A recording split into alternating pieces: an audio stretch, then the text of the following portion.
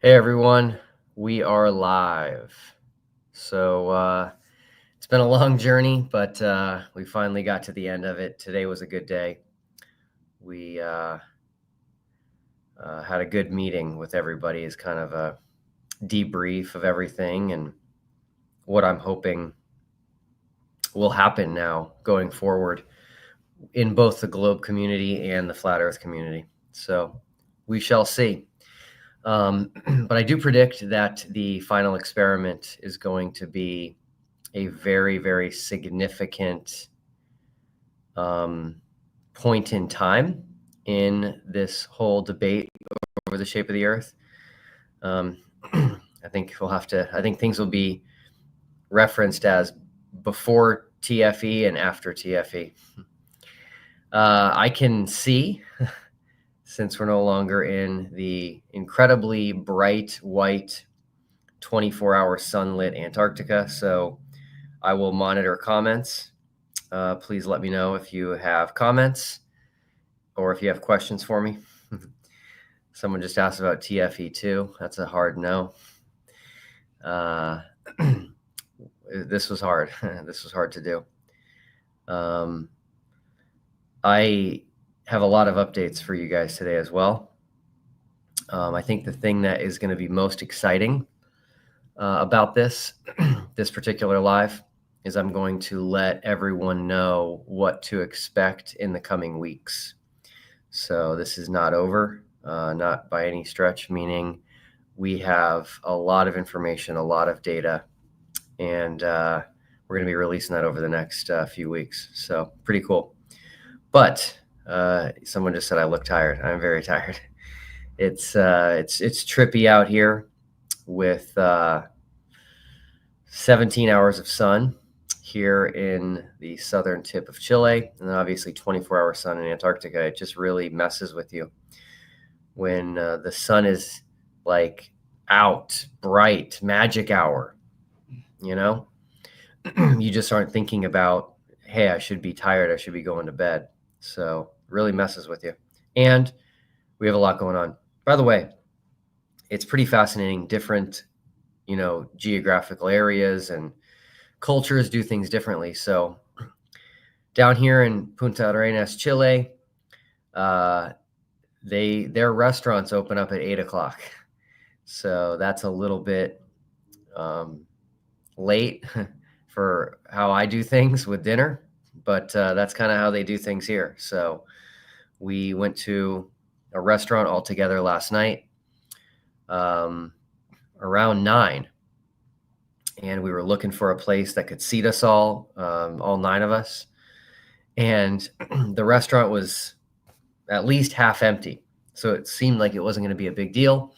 And they said, they have all these reservations coming in. So they definitely do dinner late here in Chile. But anyway, exactly, Luca, it's a once in a lifetime experience, and not going to complain. So I can always sleep later and catch up on sleep later. Yeah, this is a real hotel, not a green screen. Someone just made a comment about Joseph Hanvey and Stephen Alonso saying that they were predicting the movements of the sun. That is false. So please don't believe the lies. You guys need to do a little bit more research. Flat earthers are quick to grasp onto something in the middle of their panic, which has been clear just the last couple of days here. All we did was we did a live stream at midnight in Antarctica, and the conspiracy theories were running wild already. So number one, Joseph Hanvey, I have a video of him a year ago. So this is before TFE. And he was bragging to a large room of flat earthers that there was no 24-hour sun in Antarctica. He even said he had a friend who was in Antarctica and confirmed for him that there was no 24-hour sun. So I'm going to hold everyone's feet to the fire, to be honest, and to set the record straight. and not to act like anybody predicted this, because no flat earther predicted this. It was not until I came out and said the final experiment is going to go to Antarctica that people started changing their mind. And that includes Joe Hanvey. Now, Stephen Alonso has stolen Walter Bislin's model. It's very easy to refute. Walter Bislin created a flat Earth model based on heliocentrism. So anybody following Stephen Alonso is actually utilizing a heliocentric model. Congratulations. You didn't know that because you didn't look into it, and you just trusted a man who calls himself a doctor and claims he has a PhD in geocentric cosmology. None of this is real. He created a fake university called Flat Earth University and gave himself a PhD. These are the people that you are trusting. And I'm essentially done trying to convince people to think for yourselves, to look into things. I've tried for a year. So now that we're at the end of the final experiment, if you guys are going to keep doing this stuff and not learn, that's on you at this point. I've done my best. But anyway, Stephen Alonso's model is a fictitious model based on heliocentrism. And Walter Bislin created it to show the impossibility of a flat Earth. So we will be debunking that rather easily. So if you guys all want to hang on to Joe Hanvey and Stephen Alonso, go for it. It will all be clearly debunked over the next coming weeks. And then I guess we'll wait for the next thing that someone wants to come out with. But you guys really need to look into this stuff before you just latch onto it. Okay, so craziness. A lot of craziness going on.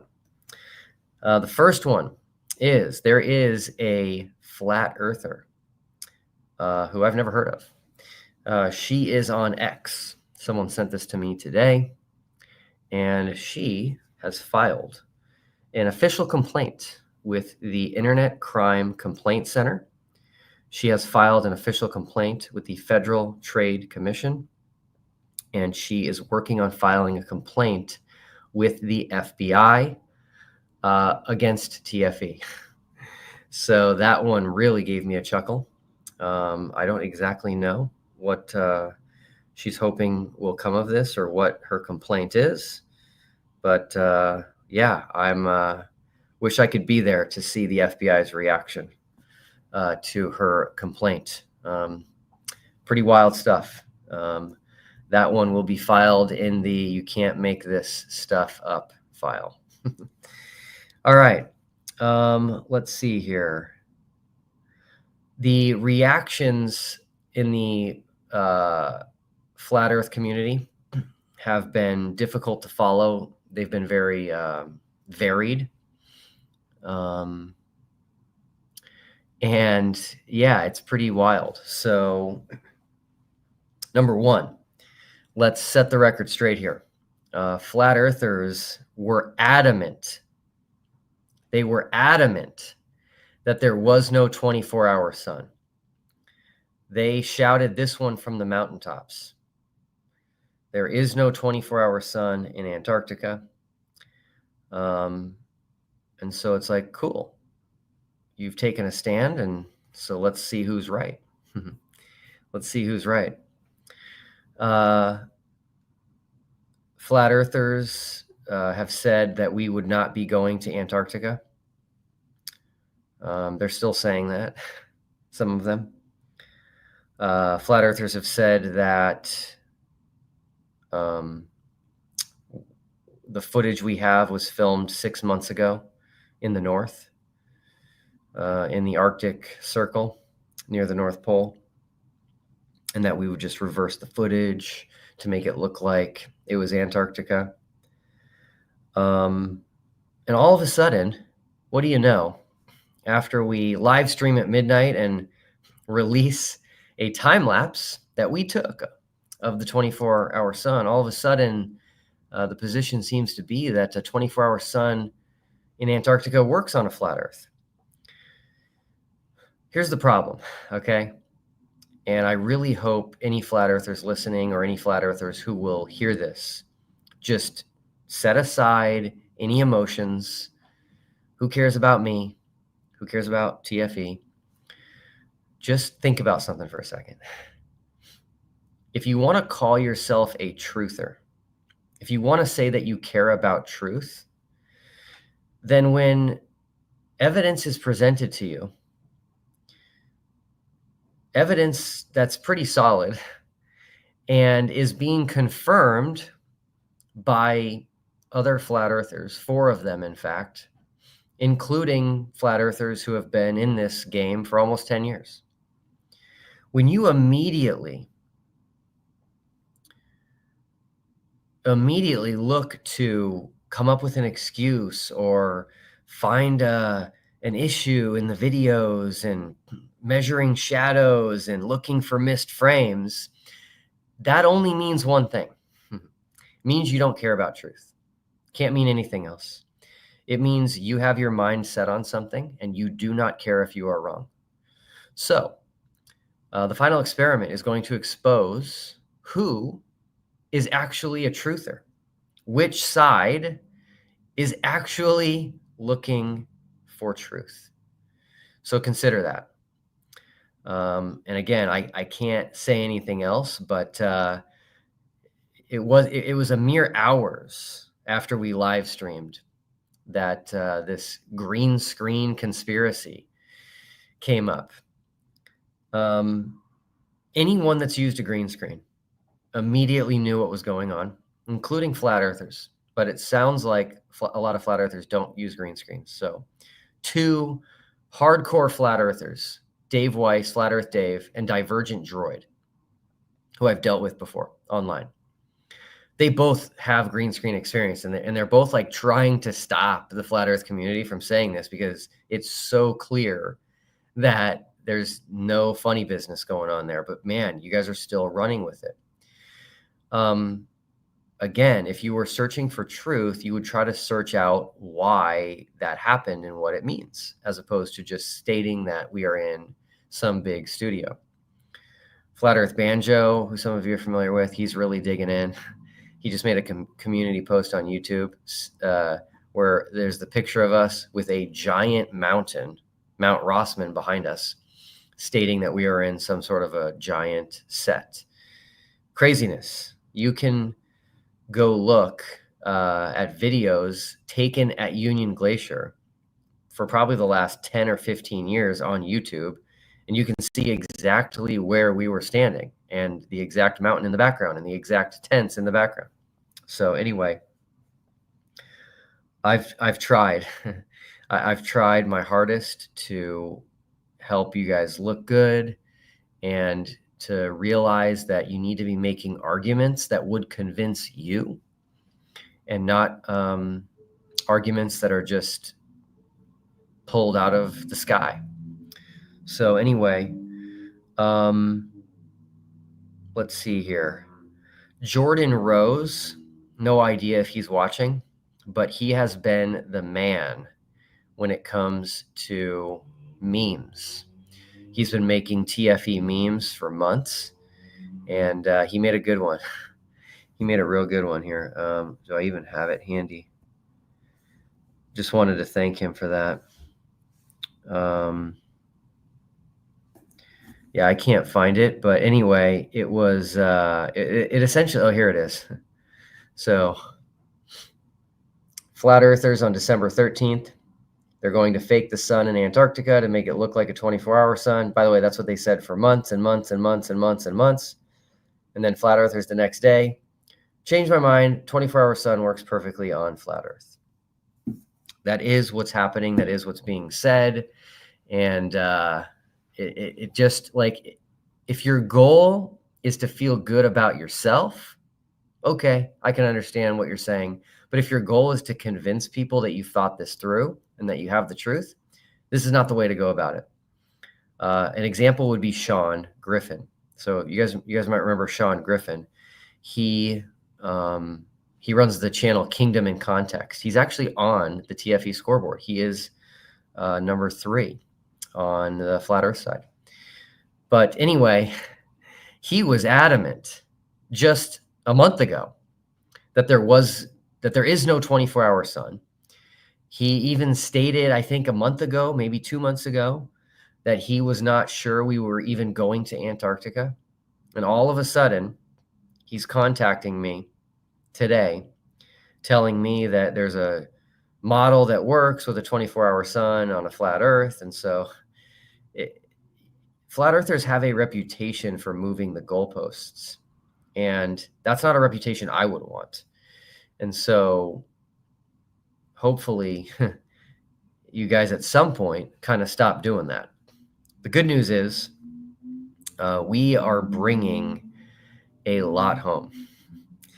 Please don't think that one live stream at midnight and a 48-second time lapse from Dave McKeegan is all that we have. We have a lot. So to quote Bob Nodell, we're bringing home a preponderance of evidence that cannot be overcome, in my opinion, cannot be overcome.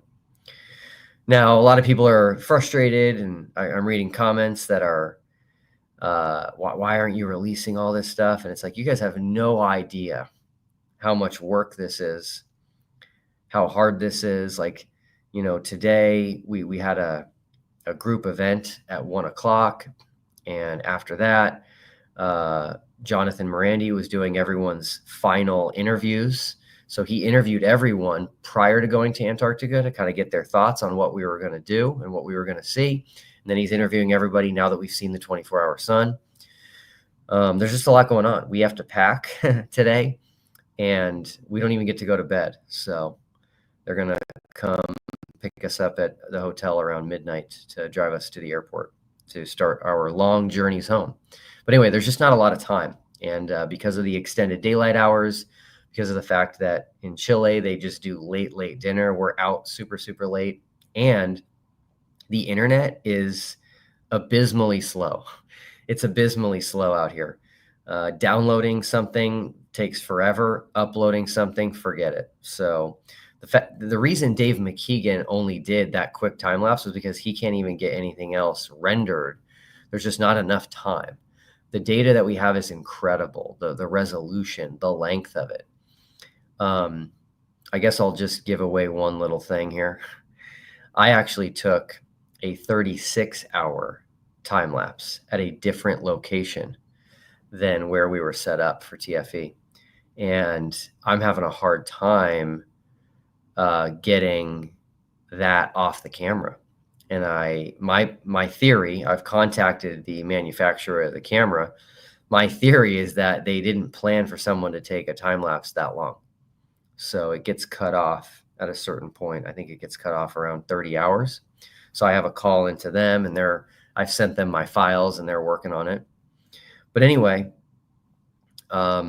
yeah, it's been a journey. It's been so much fun. This is a trip that I will never forget for the rest of my life. I think everyone feels the same way. And I'll tell you right now, the camaraderie is incredible. We are all like having fun together, laughing together, breaking bread together. Like at the beginning, there was this feeling of one side versus the other, and being careful with what you say and sit together, and it's just not there anymore. And that was a huge part of this, was to try to change and break down these walls that happen in this very heated world of the shape of the earth debate. Okay, cool. So what else are people saying? A lot of flat earthers are still running with the green screen narrative. And again, you guys can do that actually. I will tell you, because it's the right thing for me to do, that I'll tell you that it doesn't make you look good because there's no way to show that it was a green screen. But if you do it, the final experiment is a story. Like, we're telling a story, and the story started a year ago, and it's continuing to be told. So just realize that the past is not changeable, and whatever happens is going to be in the record forever. So if that's what you guys want to do, go for it. But Man, that's not going to be a good look if that's the best. If that's the best answer, is that you guys think we were using a green screen? Wow. Okay, so there's a guy named Sean Hibbler, and I invited Sean Hibbler as one of the original 24 for the final experiment. The reason I invited him is he's actually a pretty big flat earther, and he also makes documentaries. He makes flat earth documentaries. They usually have the word level in them, and I've watched them all. He never responded to me once. I tried everything I could to find him, contact him, reach him. I sent emails to him through his website. He has a contact us form on his website. And I thought it would be cool early on if he would get involved and, maybe even film the documentary. He's a filmmaker. Well, he never gave me the time of day, never had the courtesy to respond. And he never even said a word, to my knowledge, about TFE. Not a word. All of a sudden, after we show the 24-hour sun, now he comes out about this. And he made a video, and I really hope no one would fall for this. I really hope no one would fall for this. He quickly made a video which was clearly reactionary, and he said that it's either a second sun that we saw or a fake sun. And I'm like, wow. Now, does he actually believe that? I would guess no. But maybe he does. But the reality is that I hope nobody would just believe that. So there's obviously only one sun in our videos. The shadows only go one way. And for someone to say that there was a second sun, you have to have a first sun before you can have a second sun. So if the sun in Dave McKeegan's time lapse is the second sun, where's the first sun? I can also tell you, we're all coming home with sunburns. It was brutal out there. We were literally putting on sunscreen at midnight. And he's also talking about a fake sun. This fake sun really, really gets me. Where in the world are people coming up with this idea that we can have a fake sun? Wow. But anyway, Antarctica has always had a real sun. So if there's a fake sun, where's the real sun? And if you think there's a real sun that gets swapped out for the fake sun, then where's that moment? Something we did is we took we're talking a lot of pictures of the sun using a solar filter to get the sunspots. And what do you know? It's the exact same sunspots everybody else was getting all over the world. The orientation of those sunspots, by the way, is different. It'll be interesting to see if that aligns with the globe or not. I think it will. Let's see here. I saw a flat earther saying that the sun was going through the sky in our video in the wrong direction. That was an interesting one. My guess is that he has seen 24-hour videos in the north and just assumed, because this would be the case on the flat earth model, that it would need to be the same direction. But on the globe model, it goes in the opposite direction. So it's just another globe prediction confirmed.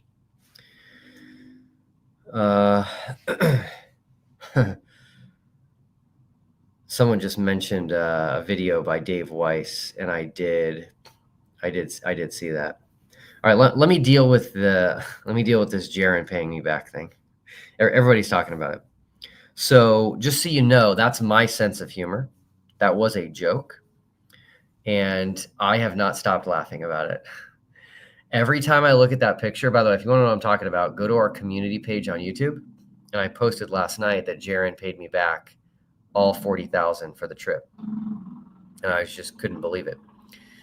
When you look at Jaron's face, it's just, he's making the most perfect face ever. And I'm holding, two $20,000 bills. Well, those are actually not $20,000 bills. Those would be pesos. And so anyway, it was hilarious to me.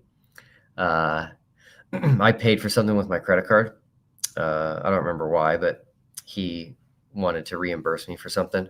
And so he just gave me 40,000 pesos, which is about 40 bucks.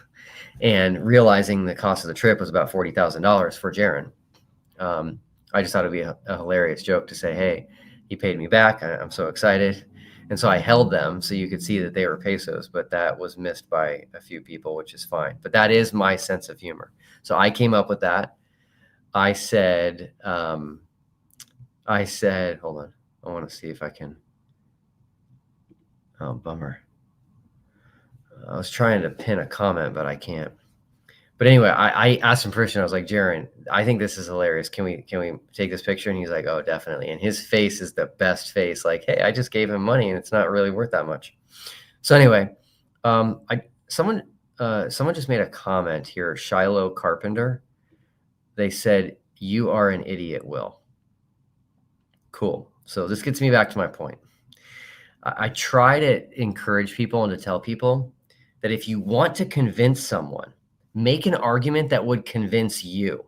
So Shiloh, I wouldn't do this, but if somebody came up to you and they said, Shiloh Carpenter, you are an idiot, what would you do? How would you react? Would you immediately believe it? Be like, man, I am an idiot. Oh, I need to change. Like, think about it, right? How you would react to someone calling you an idiot is probably similar to how I'm going to react. But I am curious if you want to let me know what you mean. Did I do something wrong? Did I say something wrong? Or is that the only thing you have to say after a very successful globe mission with the 24-hour sun? Cool. All right. I do like to keep things light.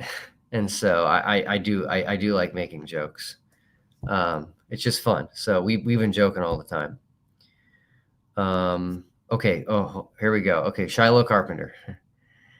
You said that I already knew the 24-hour sun existed. That's correct because we live on a globe. So you're right. I did know.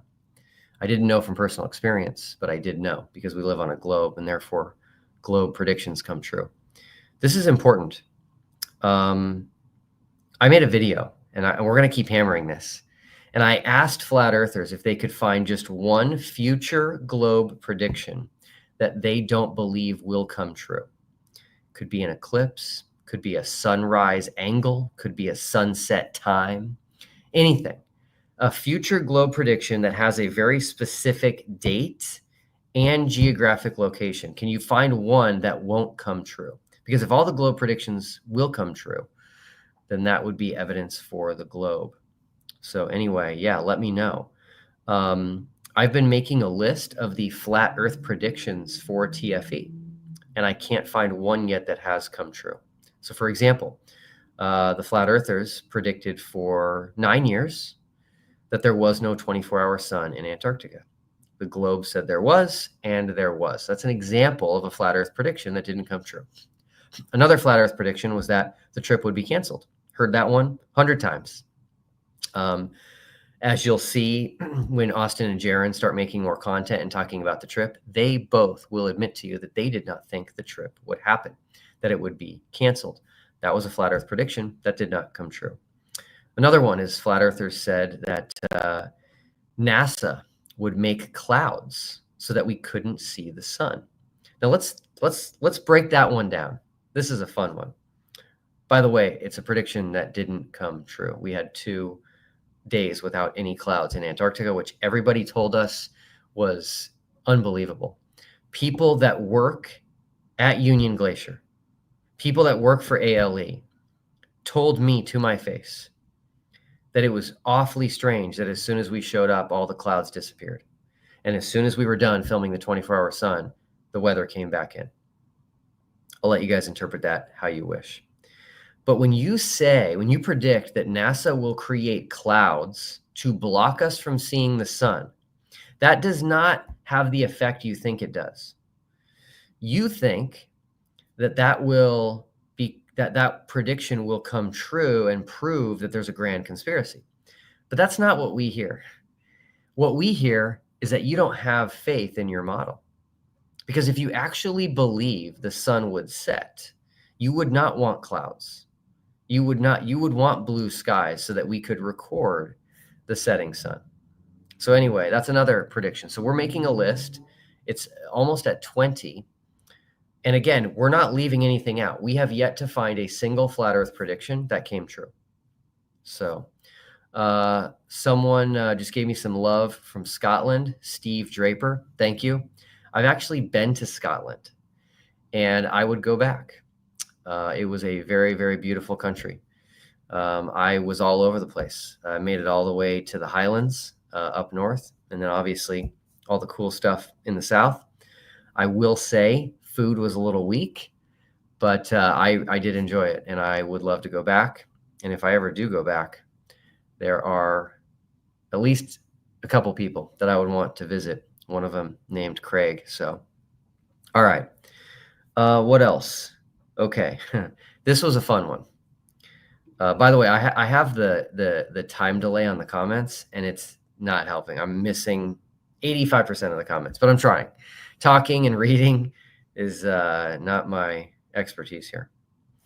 So I saw a flat earther complain about the time lapse, complain about Dave McKeegan's time lapse, stating that it was only a series of pictures and not a video. What do you say to that? Obviously, videos are a series of pictures, so that wasn't the best argument, but it's okay. We're prepared for all of this. So everything that's thrown at us, we will have a response, and that is because we came prepared.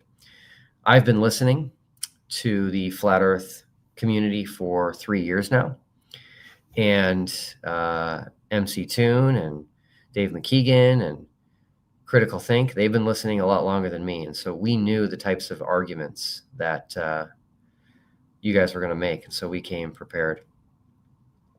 Matthew Hakeem just said Duffy's failure. I'm curious what the failure was. I just pulled something off that your entire community told me I couldn't. So what exactly was the failure? I'm curious about that. Okay. By the way, so at Union Glacier, I wish I would have counted how many tents there are. There are staff tents, and then there are guest tents. And the guest tents are double bed, so double occupancy. And there's a lot. There's at least 30. There's probably, if I had to guess, I'd say 35. And they assign them randomly, and they are all named after someone famous associated with Antarctica. Most of the names I didn't recognize. I didn't even read them all because I just didn't recognize them. But there's a lot of history with Antarctica. And they assigned me my tent, and they gave me Admiral Byrd. And I thought that was pretty cool. So I'm going to be putting a picture out of myself in front of my tent, my Admiral Byrd tent. And I think that it was symbolic in a way. Flat Earthers have taken Admiral Byrd on to their side as kind of he's on the Flat Earth side in a way. And I think the fact that I got that tent and we showed a 24-hour sun means the globe has taken Admiral Byrd back. So as of today, Admiral Byrd is officially on the globe side. Happy to say that. What else? Oh, yeah. This is not the best story, but you'll enjoy to hear it. You'll enjoy hearing it. I love flying my drone, and I love it because not only is it like the coolest adult toy out there, but you can get shots, pictures, and video in just the coolest ways with a drone. You can go where you can't go without it, right? You can go where even a plane could not go or a helicopter could not go. I mean, drones are incredible. And I actually bought a new drone, which was a little bit risky coming to Antarctica because I wasn't familiar with it. But I crashed my other one in Puerto Rico, actually. And I put it back together and it still functions, but I just wasn't willing to take a chance. I bought a brand new drone. I also had weight issues. Oh, sweet. The Scottish Highlands are so beautiful. Love it. Pikachu. Uh, I had major weight issues. Okay. I want everybody to realize the sacrifice that I made for that live stream, because that live stream was historic. I bought the biggest Starlink that they sell.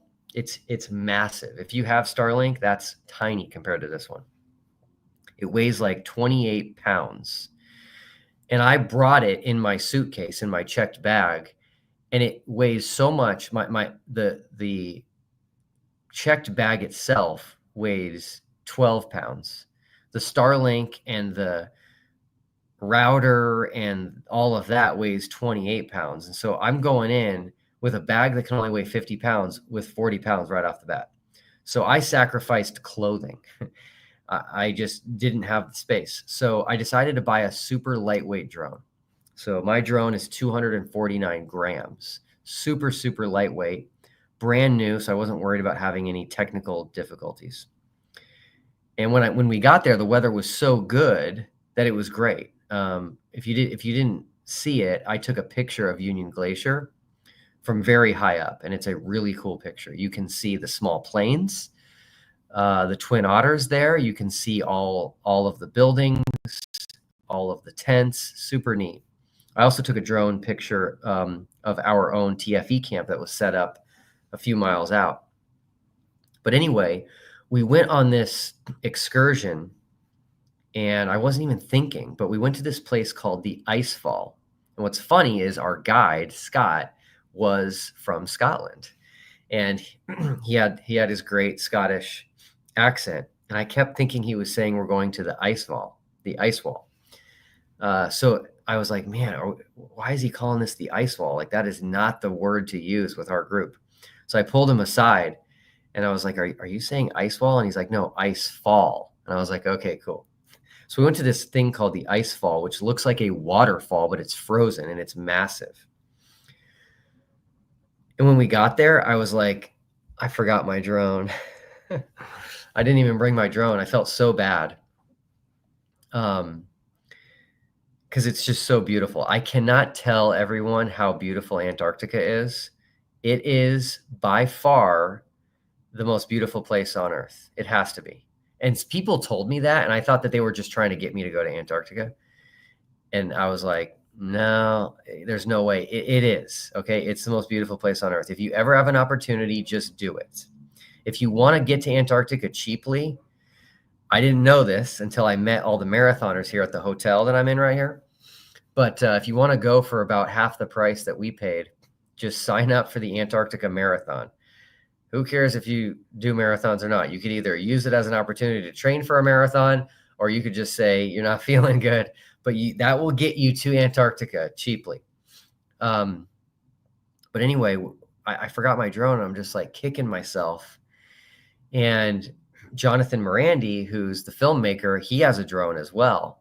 And his is legit. It's very heavy, so it does well in the wind. Mine is 249 grams, super, super light. So I'm really bummed.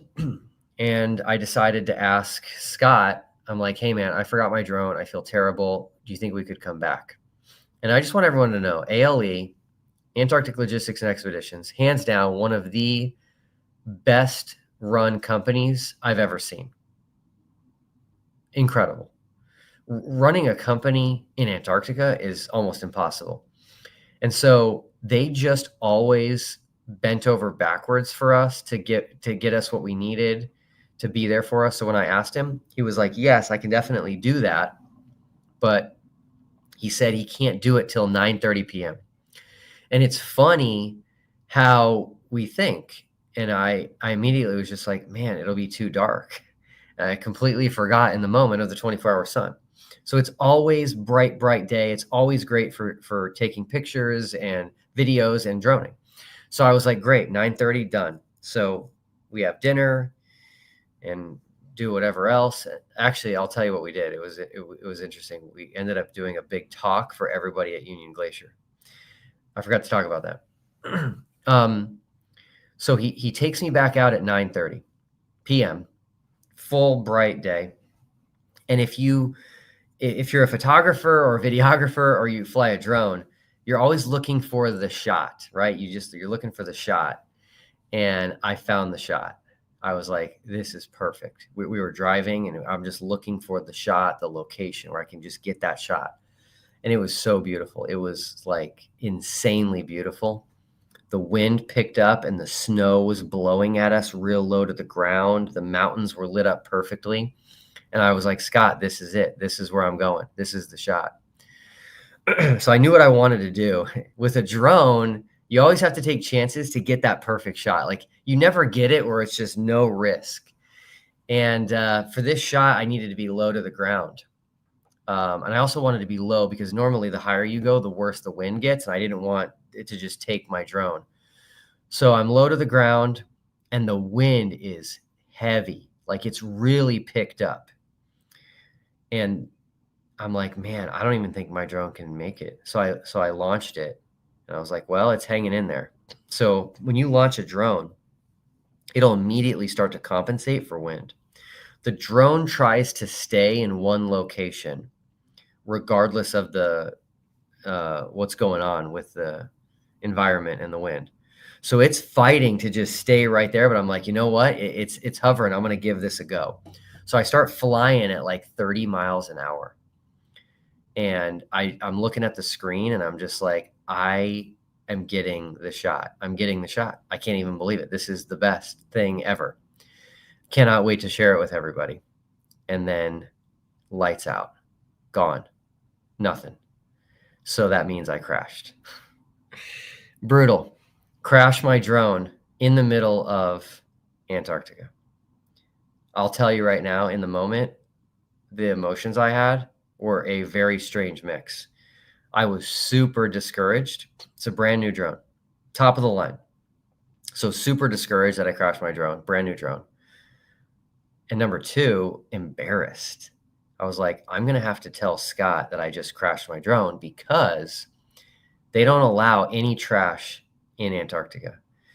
It's like the last place on Earth that hasn't just been completely destroyed by humans. So you're not even allowed to leave your waste. Like you're not even allowed to go to the bathroom in the snow. So if you are going out on an excursion, you bring a Nalgene bottle, and if you have to go to the bathroom, you go in the Nalgene bottle. ALE takes everyone's waste from camp back out of Antarctica. So anyway, I'm like so embarrassed and I have to tell him. And so if you crash a drone, they have to recover it. And it's kind of on you, to whatever, if it takes something significant, that's kind of on your shoulders. So anyway, I told Scott, I was just like, man, I feel terrible, but I crashed my drone. And I've never had a crash like this. This was a bad one. I have no idea what happened. So here's the cool thing. He's layering up because he's going to have to now go into the interior of Antarctica, into the wind to try to find my drone. They can't leave it out there. It's like now a search and rescue mission here. And the cool thing is my controller has GPS coordinates for where the drone last was before it crashed.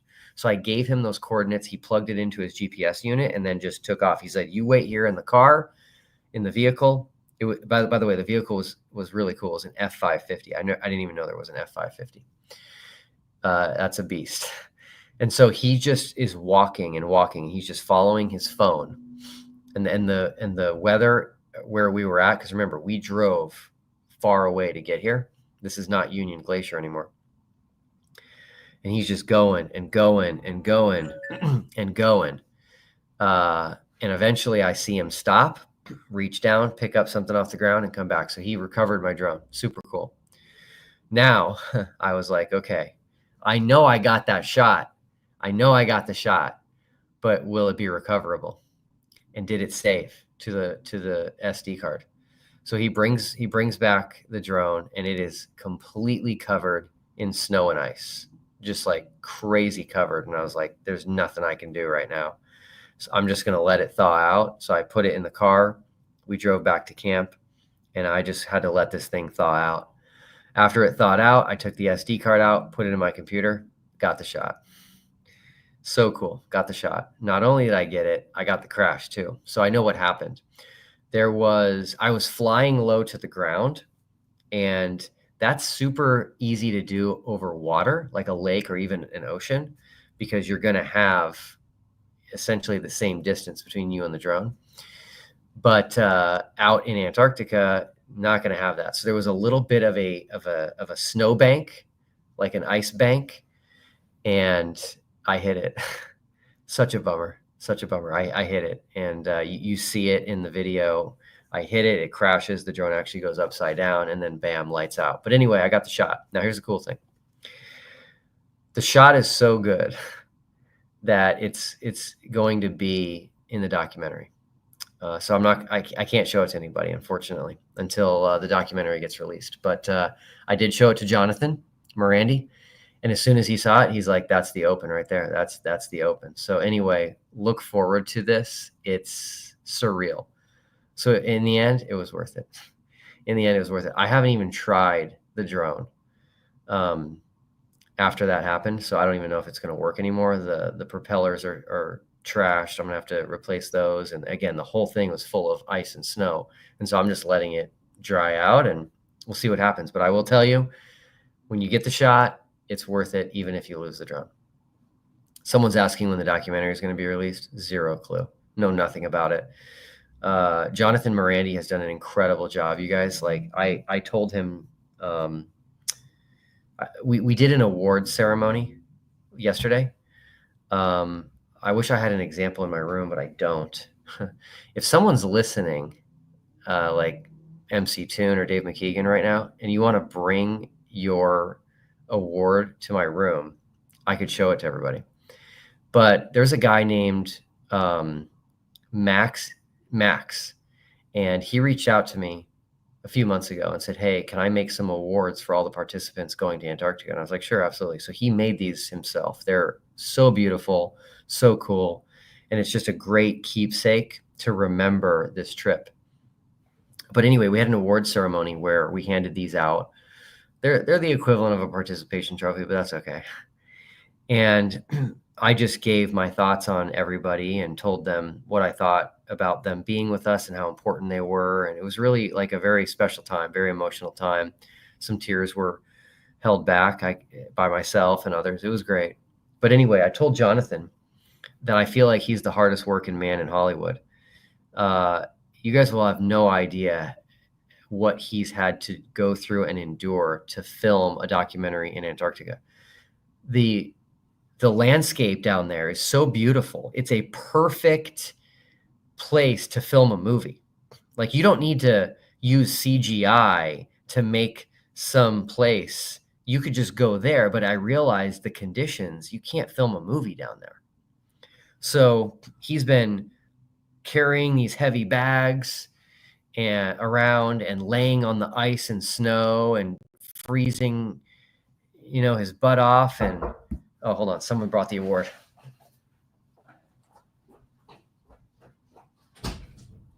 Thank you so much. Okay, so MC Toon just brought this. So check out how cool that is. So it's got the location of Union Glacier. It's got the official true shape of Antarctica, which has now been confirmed. It says the final experiment. It's got the dates, December 14th through the 18th, 2024, and then everyone has their name on it. So these are what we handed out. But anyway, Jonathan Morandi has been just incredible. I have a picture of him laying on the ice. Okay, let me pull this up for you guys.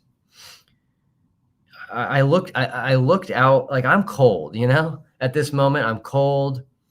I'm trying to thaw out a little bit in the F-550, and I look outside the window, and Jonathan is literally laying out flat prone on the ice. And I'm just like, man, this is so incredible, this guy. And of course, I can't find the picture. I've got so many pictures. It's ridiculous. I don't even know how I'm ever going to find anything. But he's laying on the ice in order. Here it is. I got it. Look at this, you guys. He's trying to get a picture that he wants to get, and so he has no gloves on, and he's laying down to get that. That's by the way, that's the blue ice runway. That's the blue ice runway. So anyway, having Jonathan out here has been incredible. I don't know what it takes to make a movie, but he's put his part in, and I think when he gets back is when the editing process starts. No idea. Could be months, could be weeks, could be longer. Just don't know. But obviously, we'll let everyone know once we do. And I'll tell you right now that this documentary is going to be phenomenal. It's going to be absolutely phenomenal. No one's going to dislike it. Flat earthers obviously are worried about something like Behind the Curve. No, this is not Behind the Curve. We had a flat earther make the documentary. So you're not going to have to worry about that. It's going to be incredible. It's going to let you feel. I got to answer that question. I've seen it twice. It's going to make you really feel like you were with us and experience this with us. So it's going to be exciting. I can't wait to see it and to see what they do when they work their magic. Okay. Melvin G just asked me a question, which I've seen a couple of times now, which is that we were viewing the sun due south. So the answer to that is yes. When I did the live stream called It's Midnight in Antarctica, I started with you guys looking at me, and behind me was north. But I wanted to add a little drama to the mix, little suspense. That's my style, as everyone knows by now. So I wanted to add a little suspense, and I'm like, hey, it's midnight. So we're now going to see who's right. Is the sun still up, or is this bright from a coffee cup caustic? And so I eventually spun the laptop around, and you could see the sun. Now that sun was almost perfectly due south. Behind me was due south, but the sun wasn't exactly due south because solar midnight, which is different than midnight Union Glacier time, differed by about 2 hours. But yeah, as a general rule, the computer was behind me was south. So yes, the sun goes south. And again, anybody that's going to try to hop onto Joe Hanvey's model is going to regret it, because Joe Hanvey's model is a reflected sun, and it was not a reflected sun, and we can prove that. All right. I'm also sick, by the way. That's okay. When you don't get a lot of rest and you don't eat well, you get sick. What else? Okay, this is cool. Turns out everyone started talking about the final experiment at Union Glacier. The staff was talking about it. Other guests were talking about it. And it got to a point where everyone was talking about it, and they all had questions, and no one knew the answers to the questions. So ALE came to me, and they were like, hey, Will, everybody wants to talk to you guys. Everybody wants to know what's going on. By the way, guys, give me 1 second real quick. I'll be right back. I just have to blow my nose.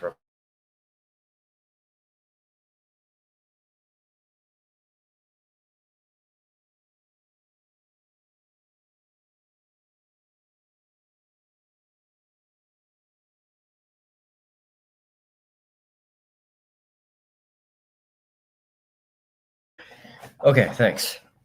That would not have been fun to keep going like that. So they came to me and they said, Will, everybody wants to talk to you and talk to your group. They're just so curious and inquisitive. And of course, rumors start that are not true. One of the rumors was that we were all flat earthers and that we were there to prove the earth was flat. So they had a an event after dinner that was already scheduled, and they canceled it and they switched it to the final experiment talk. They have a whiteboard where they put up, things going on, what time dinner is and what time events are, what building they're in. So they put this thing up and they're like, hey, if you guys want to come to hear about the final experiment, it's going to be in this building at this time. And let me tell you, everyone showed up. There was a group of climbers that were there to climb the tallest mountain in Antarctica called Mount Vinson, which is a 16er. Super tough climb, especially in those conditions. They actually take a Twin Otter plane and take you to 6,000 feet and land there. You set up base camp and you go from there up to the top.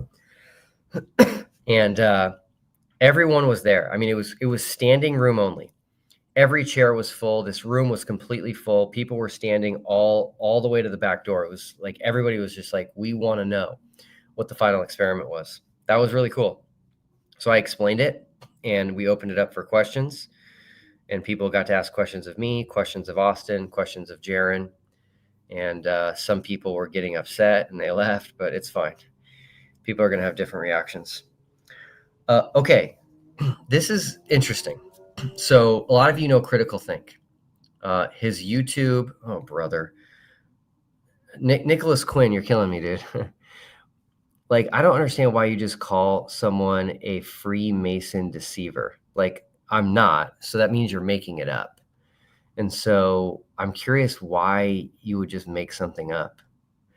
Like, again, if someone called you a Freemason deceiver, like, would that do anything for you? Like, you guys need to be using arguments that would work on you, because then they might work on other people. But anyway, bizarre stuff, guys. So anyway, Critical Think. Now, his YouTube channel, unfortunately, is hard to find. I don't know why. I don't know if it's because he talks about flat Earth and so he's censored, or if it's just the words critical and think come up for other things. But anyway, for those of you that know who he is, he's obviously a very sharp guy. He's from Australia, and he's got a great mind. Let me just tell you, when he talks, I listen, because he has a very interesting view of the world. And he told me something super fascinating. And I want everyone listening to really think about this, because it's really good. He's listening to all of the excuses that have been coming out from the flat Earth side now that we've seen a 24-hour sun. Mainly everybody looking through the time lapse and the live stream, looking for glitches, looking for mistakes, looking at the shadows, trying to measure the shadows. And we're all here, like Austin, Jaron, Lisbeth, MC Toon, Dave McKeegan, myself, Critical Think, Jonathan. We're all here, right? We're all living it. And we all know we just did it. We're sleeping on the floor because we're trying to stay up late. We're freezing our butts off. So we literally just gave blood, sweat, and tears to give you guys a live stream and to get a 24-hour sun video, which was so hard, so hard. We're like feeling like true polar explorers here at this point. So we just live all of this. Not even 24 hours later, people are measuring our shadows on the videos and saying there's something going on, light angles, camera angles, like it's just crazy, all this stuff going on. We were all just like setting up tripods and filming. So Critical Think was like, Will, you know what's interesting is they're using the exact same arguments that they use for the moon landing. They look at those pictures and they look at those videos and they look at the shadows and they're like, this doesn't work. And I was like, you're right. And here's another one. With the moon landing, they say, oh, the background is the same. And if they were moving to different places, the background would be different. And someone actually pointed out that we said we were at a different camp, but the background is the same. And it's like, yeah, these are mountains and they're big and you can move a long distance and you still have the same mountains in the background. And so Critical Think was like, that's what they did for the moon landing, and that's what they did to us. So at the very least, the 4 flat earthers that came to Antarctica got to see how their shadows and their cameras and their videos are being overanalyzed, and people are making these crazy conspiracies about their shadows when they just did it. And it's like, wow. So anyway, I liked that point that he made about that, which is like, yeah, they're going to do this for anything. And so Critical Think was like, man, maybe that's more evidence that the moon landing was real, when they can do the same thing to us within 24 hours of us being on the ice. I saw a Facebook group. It was super interesting, and I want to know what people's thoughts are, because I think it's valid.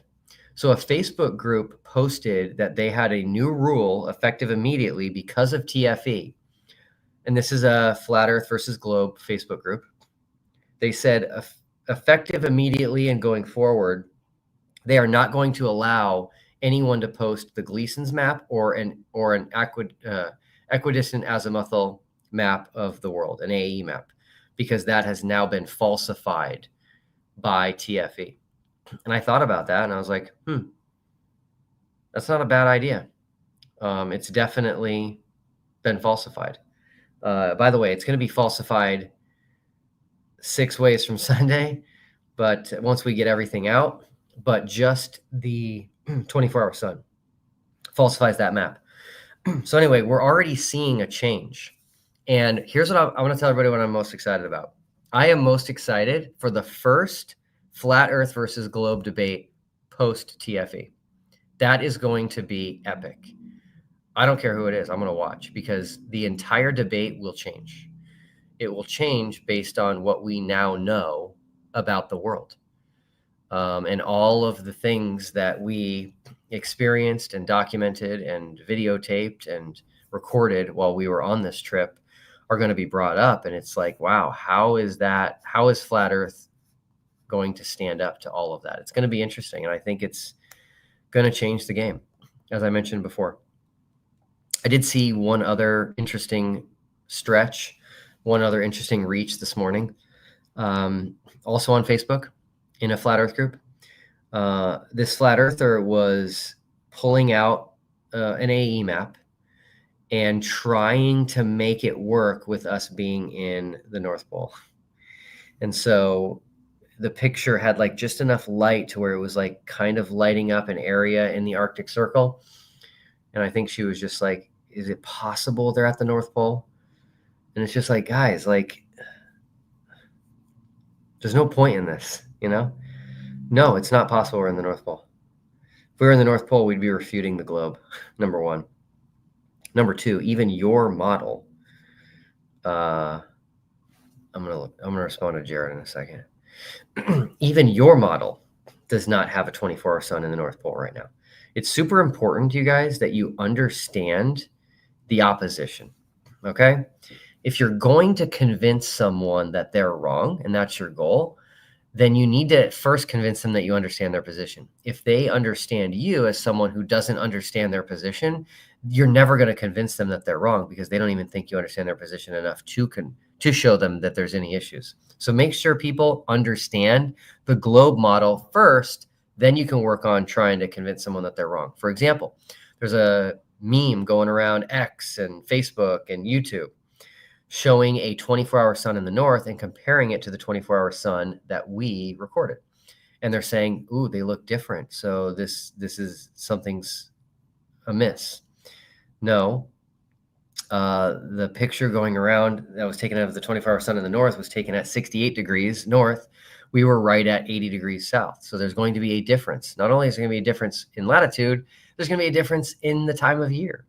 So comparing a picture or a video of a 24-hour sun in the north to the south, you need to understand the details. So again, I'm just trying to help people make arguments that will be solid.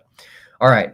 Jared mentions Dean Odell. Super, super important. I was actually telling everyone at dinner last night how important Dean Odell has been to the final experiment.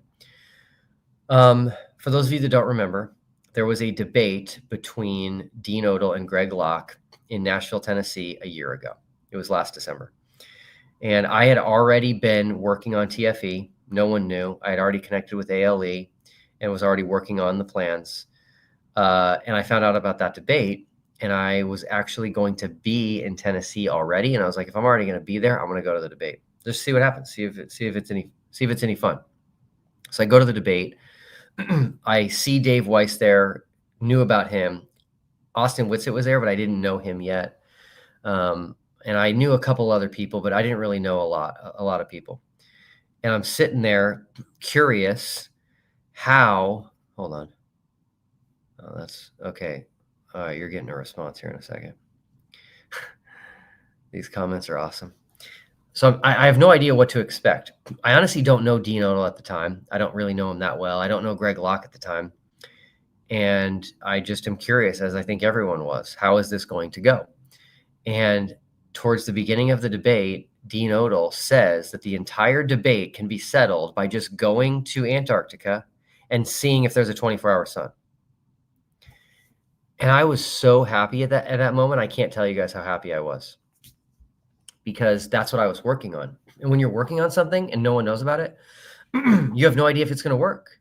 You have no idea if you're right. And so I had confirmation from this man, Dean Odell, that hundreds of flat earthers came to see and were rooting for and believed was going to destroy Greg Locke, saying from stage that exactly what I was doing would end this whole debate. And he didn't just make that one comment, because I've been accused by flat earthers of taking him out of context, which is insane. Go watch the debate yourself. He then explained it. And he said, he first said, if the sun, does a circle over your head, we live on a ball. He said, but if the sun comes in here and goes out that way, then it's flat. And then he talks about shadows. And he said, if there's a 24-hour sun, the shadows would go all the way around 360 degrees. But he was expecting the shadows would start here from the sun here, only go here, sun sets, and then it repeats. So you'd only have shadows that do that. So he's literally explaining TFE, and it's incredible. So anyway, I'm thankful to Dean Odell, because it's not, people think that I came up with this and that it's a straw man and a false dichotomy and all the other lines that people parrot.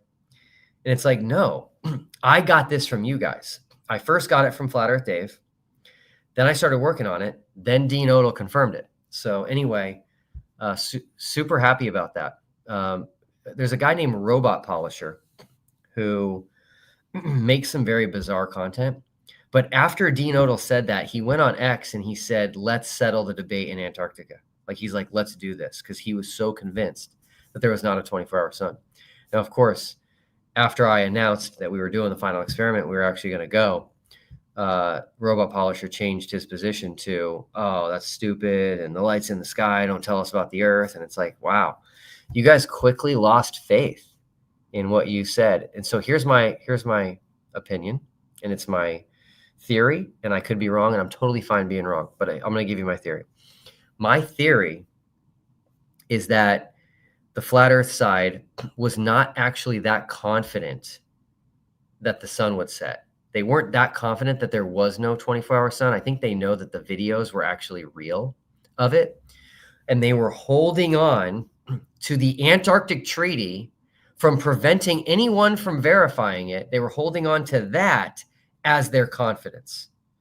So I think that's what gave Dean Odell the confidence to say on stage in front of thousands and thousands of people, both in person and online, that's what gave him the confidence of saying this would settle the debate, is we can't go. So even though it'll settle the debate, good luck trying. And he probably got thrown a little bit of a curveball here in Greg Locke saying we can go and I'll pay for it. That was interesting. Someone actually offered to pay for Dean Odell once the final experiment was announced, and he turned it down, but he turned it down for personal reasons, which sound completely legitimate. I don't want to say what they are because I think it is personal, and I'd rather him say it publicly.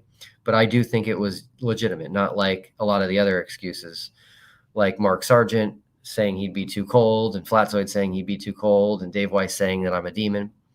That his was good. But I'm curious now. So if anybody has access to Dean Odell, please ask him if he now accepts the 24-hour sun. If he doesn't, he did tell me that he still does want to go to Antarctica, like he said on stage. He even told me he could afford it. He doesn't need a free trip from someone. So if he doesn't accept it, I want to make sure he's there next December. Or if he does accept it, then he doesn't need to go. And I just want him to publicly say he accepts the 24-hour sun, and that what he said from stage is accurate, that it would settle the debate. Okay. So someone named Love Morgan, Love and Grace just commented and said, "Where is your model, Will? Still waiting from your debate with Flatzoid. You never produced your globe model. Where is it?" I did. I had a globe with me during that discussion. And the globe model is easy to research and to look up. The globe model makes predictions, and those predictions come true. As I mentioned before, I'm still waiting for a single globe prediction, future globe prediction, that has a geographic location, a date, and a time that flat earthers think will not come true because the Earth is a flat stationary plane and not a rotating globe. The reason there is no flat earth model is because you can't model something that doesn't exist. So that's the problem. So for example, flat earth will never be able to model the exact path of totality for a total solar eclipse, because you can't do that because flat earth doesn't exist. The only way to model that is if you're dealing with something that does exist. So anyway, just remember that. My model is very robust. It's the globe model. It makes thousands and thousands and thousands of future predictions. No one's time traveling, and the predictions always come true. And if there's one, just one, that's all I want, is that won't come true because we don't live on a globe. Just tell me what it is. That's the model. But again, you'll hear flat earthers say we don't have a map, we don't have a model, and that's correct. It's because you can't model something that doesn't exist. So that's the problem. All right. Somebody just asked about my friend Wendy. So thank you. Absolutely axolotl. Yeah. Believe it or not, so many people have asked me about Wendy. By the way, her name is spelled with an I, not a Y. I like to get people's names right, so I figured I would tell everybody that. So I have not heard from Wendy since before I left for this trip. But prior to leaving, she put out a 4-part video series making her predictions for TFE. She changed the name, The Final Experiment, to The Fraud Experience. She was claiming the whole thing was going to be a fraud. I don't remember all of her predictions. I could go back and look at it, but one of them was that we would not be going to 80 degrees south. We did. One of them was that we would only be going to near the shoreline of Antarctica. We didn't. She made a prediction early on that the plane would not have windows. Our plane had windows. She said that we would be receiving internet via underground sea cables. That didn't come true. We received it via Starlink. There are no cell towers in Antarctica. We tested that. There is no cell service. There are no underground sea cables. I think the flat earthers that came with us were like impressed. They were like, that's the real deal. We brought out the Starlink. We put it on the roof because it's got a face to the sky. And bam, we are live streaming and interacting with people in Antarctica. So haven't heard from Wendy. Do I expect to hear from Wendy? Yes, but I might just be hoping for something that's not going to happen. But I do hope to hear from her. I will give her credit. She never wavered on the 24-hour sun. She said all the way from beginning to end, there is no 24-hour sun. And so now that it's been confirmed, I'm curious what she's going to do. She's probably going to say that it works on a flat earth now. I think that's kind of where everyone's going. By the way, we have a plan for that. So go ahead and say it, but we will be debunking that here in the coming weeks. But is she going to apologize? That would be cool, but I don't know. We'll see. This issue of the shape of the earth is way more important to her than it is to me. And I do think at this point in her life, it is a part of her identity. I really think it is. And so that's going to be tough to deal with. And I honestly have sympathy there. So anyway, that's my thoughts. Some guy named Brian Cash says that Shane St. Pierre predicted eclipses on flat Earth solar cycles. So Brian, I use words carefully, and I mentioned a path of totality. So please show me how flat Earth can predict a path of totality. Show me how a flat Earth can predict anything. I'm not seeing it. There was one very strong prediction that everybody agreed on, which was there is no 24-hour sun. And that prediction was wrong, completely wrong. So anyway, all right, lots of comments. I'm trying to catch some of them here. We have a dinner reservation. It's going to be our last group dinner tonight, which I'm looking forward to. So I've got another 20 minutes or so. So anyway, if you have questions, now is the time to ask them. I'll actually see them. And if you've already asked them and I missed them, then you can ask them again. Okay. Let's see here. Oh, brother. Same question that I just answered.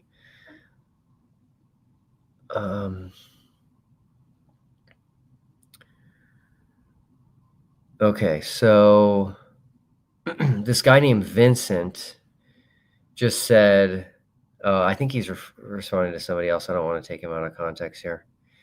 Yeah, this whole idea of us being in a studio.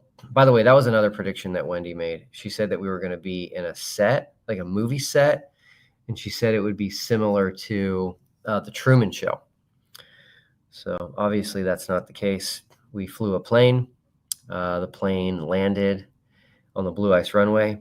And not only that, but a cargo plane also came there while we were there. And we got to film the cargo plane coming and leaving. So never heard of a set that a cargo plane can land in. Okay. Someone asked if there's an email to contact me. Yes. It's thefinalexperiment2024@gmail.com. It's actually at the bottom of our website now. We added that this morning.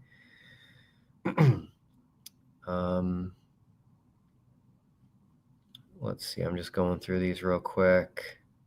Okay. Someone asked if we saw any penguins. No, we were too far south. So that's more evidence that we were where we said we were going to be, which is right at 80 degrees south. No penguins.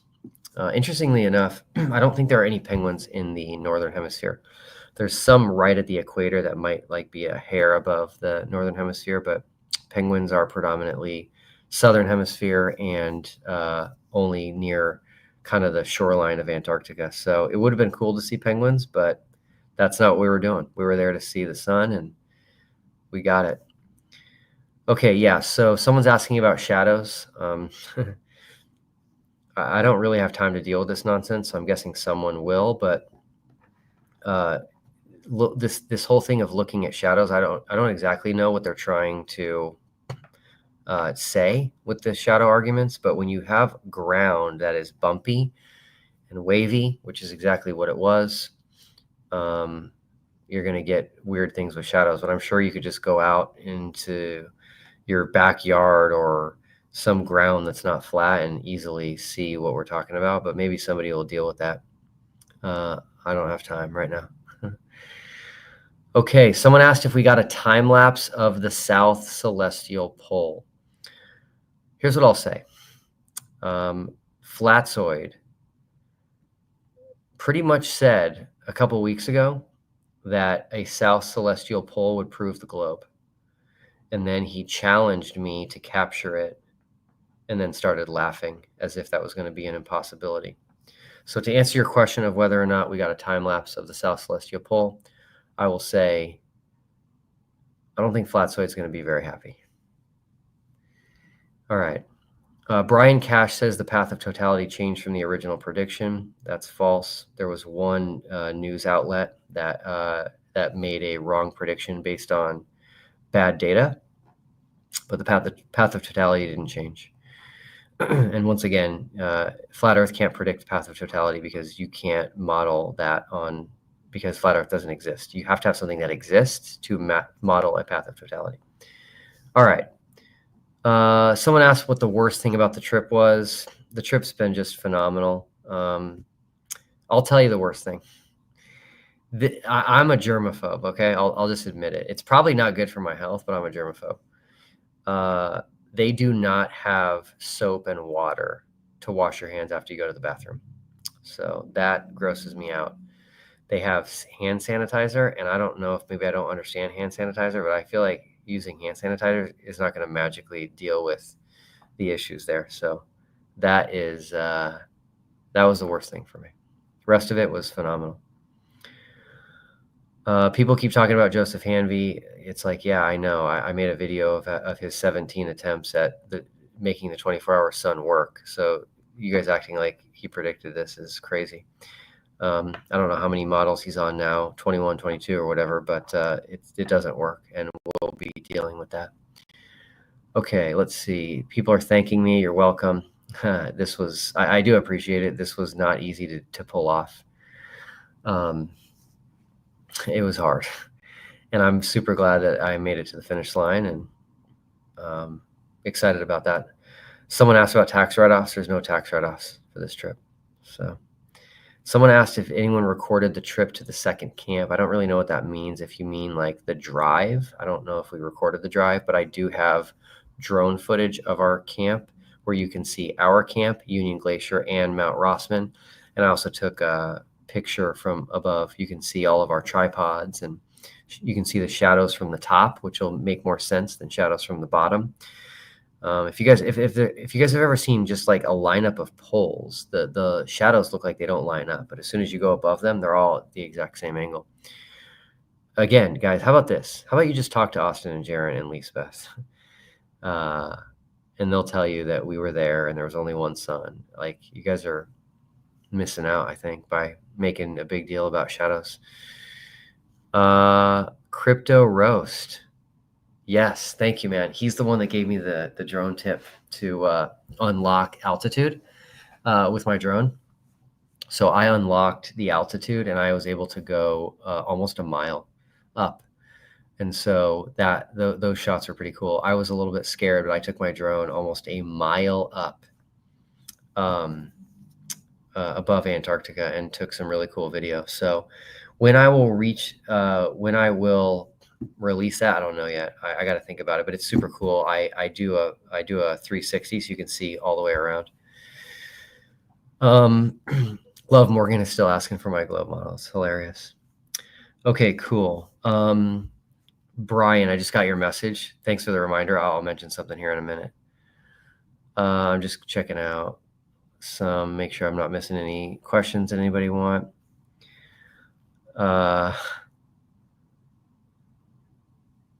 What?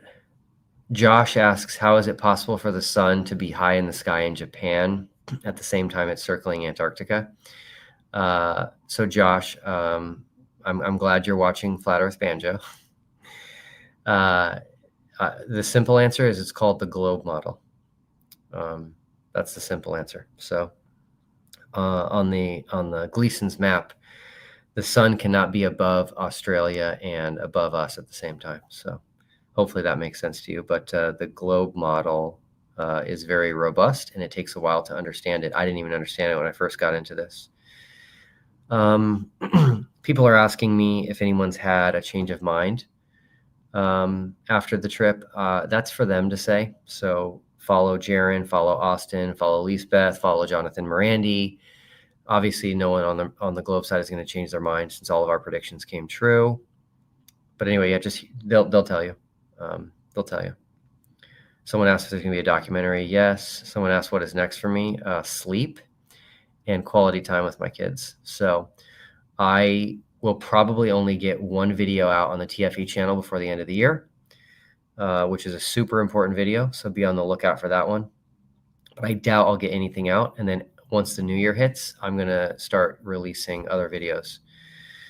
Okay, so Hogwired said, Pastor Will, why did you team up with the atheists? So not sure who you're referring to, But I will tell you this. This is a very, very fascinating observation that I made.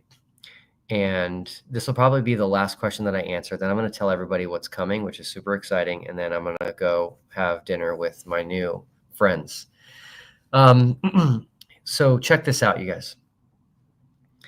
I have major disagreements with both sides. Just because I'm a glober doesn't mean everyone on the globe side agrees with me. And just because I'm a glober doesn't mean I disagree with the flat earth side on everything.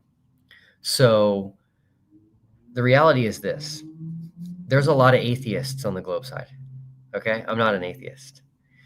I don't believe in evolution. Okay? I never have. I'm open to it. I don't understand it like many people do. And maybe if I understand it, I'll accept it. But I don't. Most of the people on the globe side believe in evolution. Okay? I don't believe in the Big Bang. Most people on the globe side believe in the Big Bang. Despite that, the globe community welcomed me with open arms and they embraced me because they were willing to see past those differences and join together on what we agreed on, which is that we live on a globe. They agreed with me that this was a good experiment. They agreed with me that this is a definitive test.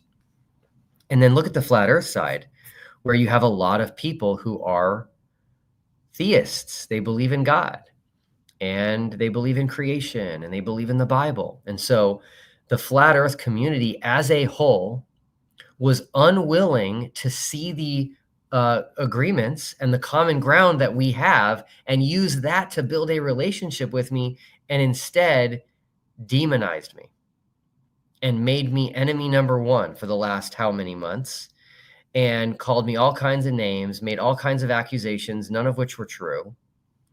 And so look at the difference. I have significant disagreements with both sides, but only one side was able to look past it and focus on what we agreed upon. And that is how we should be in life. Start with what you agree on, build a relationship there, and then work on your disagreements.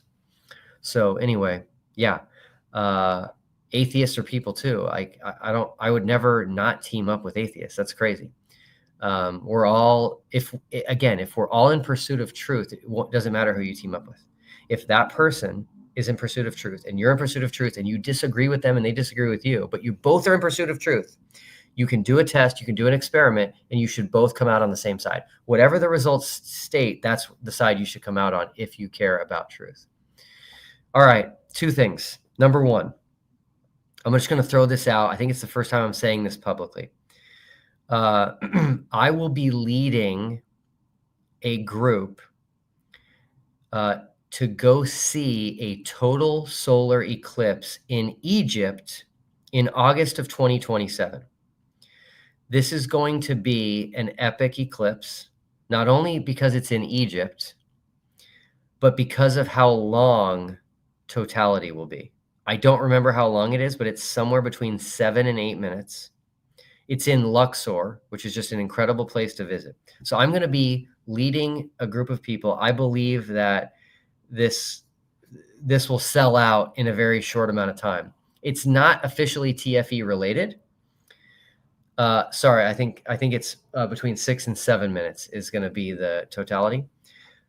This isn't really TFE related, but I'm doing this with a friend of mine. His name is Brian.